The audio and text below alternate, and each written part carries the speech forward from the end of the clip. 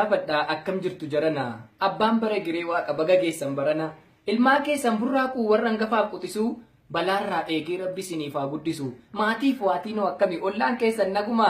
namni jabana keenya waa'ee ollaa kanallee quban qabu baduma kan manni wal bira jiru ollaa isaa bitaa mirgaa torban tokko keessatti gaafa dilbataa qofa buna dhuguuf wal argaa sunumtuu daqiiqaa 10 yoo baay'ate 20 akka waan michii qabu utuu dhufee gadi hin taa'in ka'ee deemuu cinqama. Waggaa 8 kan caalu ollaa tokko jiraate maqaadhuma waliillee kan hin yaadanne guute maali na irraanfattee ana namicha isa ollaa keetiim jedhee faa wal dubbisa karaa irratti wal qabe ammuma kanaatti namni ollaa isaaf bakka dhabe akka abbootiin jedhanitti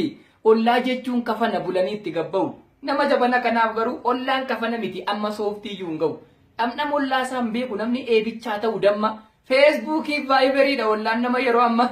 waan poosti ta'e ilaaluuf galgalaa fi ganama inni chaatii irra labu taajjabumaaf gaafadhaa bilbila wasiila isaaf kan adaadaa isaan qabu koottu har'a wal arginaa yoo tette har'a baay'ee biisiidha maaloo wal argina yeroo biraa jedhee siinsi geggeessee takka turtee yoo laaltu oonlaayinii irra jira akka saamucha gu'ee akka gara baqeessaa nageenya oonlaayinii nageenya irra keessaa isa akkasiin barbaannu nuyi maal abbaa ishee waaqqannaa nagaa rabbi nuuf laate ammaarree budduuqsinee o'isnee wargaafannaa yaa oromoo lammii koo akkam jirtu jarana.